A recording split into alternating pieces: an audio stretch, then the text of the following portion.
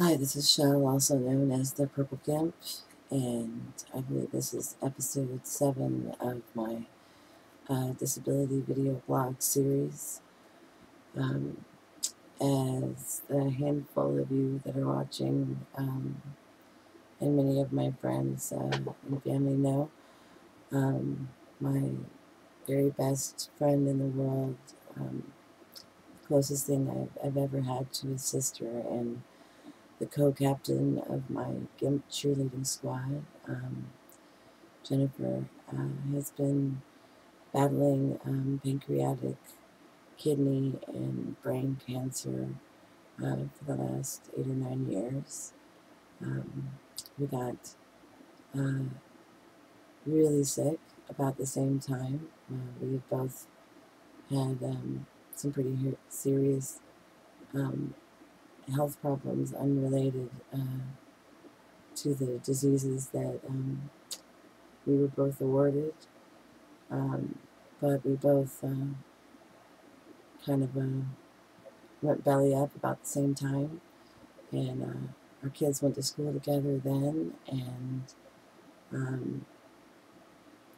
we just immediately um, began to share the stress and the burden and the load of trying to be parents and be women and be positive and be strong and find reasons to laugh and, you know, be there for each other when we couldn't. And um, so after many years of fighting, Jen's body is very tired, and the process has begun of letting go, both for her and her family and friends.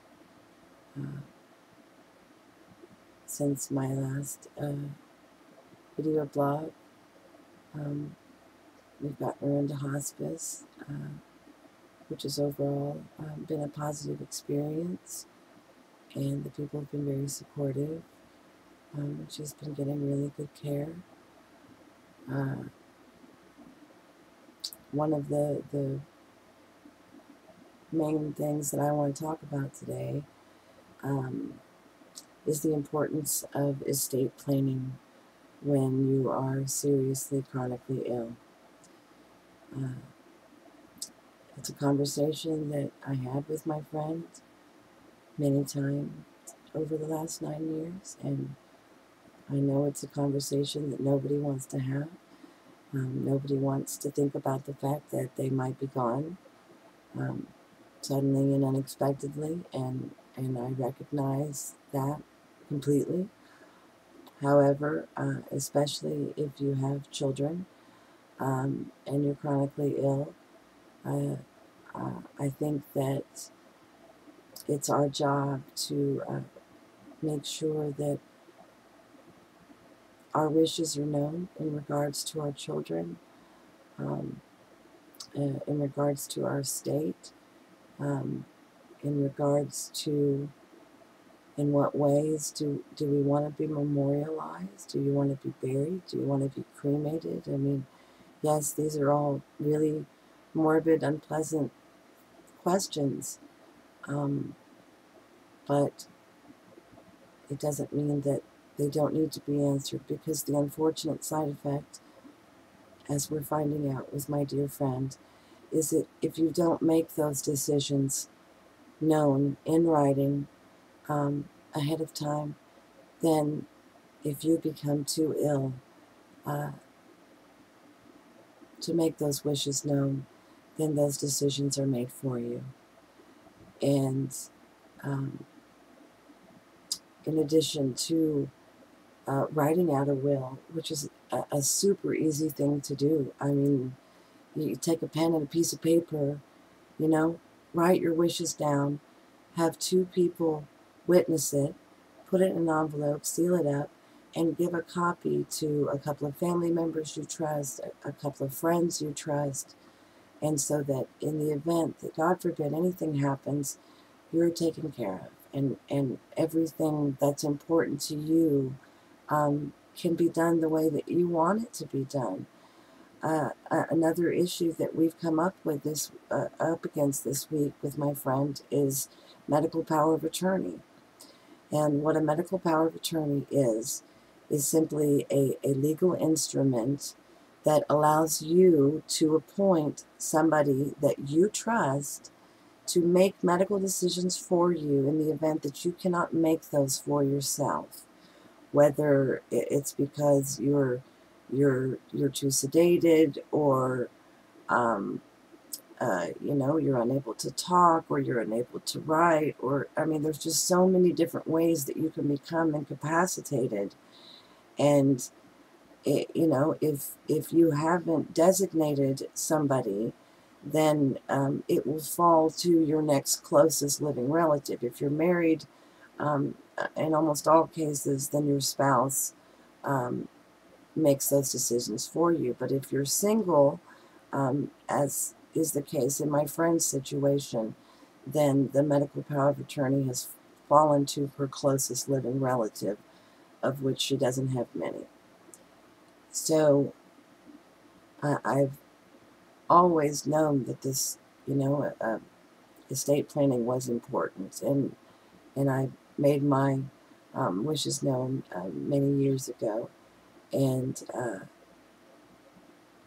going through this experience this week has really shown me that even I have left, some things undone, and that, I don't want to die, and I'm trying and fighting as hard as I can to keep that from happening. But if it does, for my family's sake, it's important that I've taken the time to make sure that everybody knows what my wishes are. And, in this sad situation, my friend isn't even in the position anymore to make videos for her daughter to have in the future, or to even tell us how she's feeling. And so, cry while you're doing it. Do it with somebody that you care about close by to hold your hand, to get through it and get it done. It's important. And I hope you never have to use it, and I hope I never have to use it. But it's just, it shouldn't be ending this way for my friend. And it would have been so simple to keep this from happening. And my heart aches for her now, because I can't make it better for her. So,